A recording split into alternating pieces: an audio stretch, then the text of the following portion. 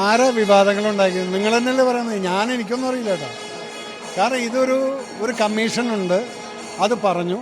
ഇനി ഗവൺമെൻറ് എടുക്കുന്ന തീരുമാനം അതാണ് നമ്മൾക്ക് കേൾക്കേണ്ടത്, അതെന്ത് തന്നെ ആയിക്കോട്ടെ.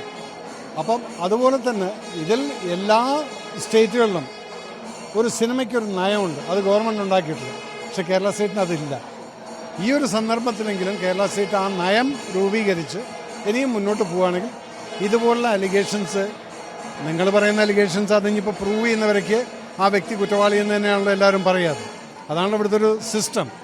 എന്നെയും കഴിഞ്ഞ ആഴ്ച നിങ്ങൾ കുറ്റവാളിയാക്കിയിട്ടുണ്ടല്ലോ, ഞാൻ ആരുടെ പണം തട്ടിയെടുത്തു എന്നും പറഞ്ഞിട്ട്. അപ്പോൾ അത് എനിക്കറിയാം, ഞാനങ്ങനെ ചെയ്തിട്ടില്ല എന്നത്. അപ്പോൾ അതുപോലെ ഇതുവരെ നമ്മളെന്ത് പറയുന്നതിന് എനിക്കൊന്നും പറയാനില്ല കാരണം ഇതിനെക്കുറിച്ച് എന്ത് പറഞ്ഞു കഴിഞ്ഞാലും അസ്ഥാനത്തായിരിക്കും. ശരി, ആ കമ്മീഷനകത്ത് അവരെടുത്തിട്ടുള്ള തീരുമാനം എന്ന് പറയുന്നത് എങ്ങനെയായാലും അത് അനുഭവിച്ചിട്ടുള്ളവരുടെ അവരുടേതായിട്ടുള്ള അഭിപ്രായങ്ങളെല്ലാം കേട്ടുകൊണ്ടാണല്ലോ ഈ കമ്മീഷൻ ഉണ്ടാക്കിയത്. അവരോട് നീതി പുലർത്തുമെന്ന് എനിക്ക് വിശ്വാസമുണ്ട്. അപ്പോൾ ആ കമ്മീഷന് വേണ്ടി ഇനി ഗവൺമെൻറ് എടുക്കട്ടെ ആക്ഷൻ. അതുവരെ നമ്മളാരാ? അതുകൊണ്ട് ദയവ് ചെയ്തിട്ട് എനിക്ക് സ്നേഹമുള്ളവരാണ്, നിങ്ങളൊക്കെ വരുമ്പോൾ ഞാൻ ഒരിക്കലും നോന്ന് ഞാൻ പറയില്ല. Don't put allegations which you are not sure about. പറയാം, നിങ്ങൾക്ക് അവിടെ ഇവിടെയൊക്കെ പറയാതെ.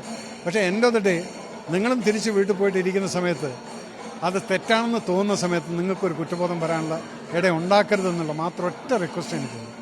ഇത് കേൾക്കാൻ എല്ലാവർക്കും ഒരു സുഖമായിരിക്കും, കാരണം അത് നമ്മുടെ മനുഷ്യൻ്റെ ഒരു ഫീലിങ്സാണ്. മറ്റവനെ പറ്റിയുള്ള കുറ്റങ്ങൾ പറയുന്നത് കേൾക്കാൻ സുഖമാണ്, അതുണ്ടോ ഇല്ലേ എന്നുള്ളതല്ല. പക്ഷെ ആ കേൾക്കുന്നവർ ചിലപ്പോൾ അതിനകത്ത് യാതൊരു വിധത്തിലും ഇൻവോൾവ് അല്ലെങ്കിൽ അവർക്കുണ്ടാകുന്ന മാനസിക വിഷമം നിങ്ങൾ മനസ്സിലാക്കണം. അതിൽ കൂടുതൽ എനിക്കൊന്നും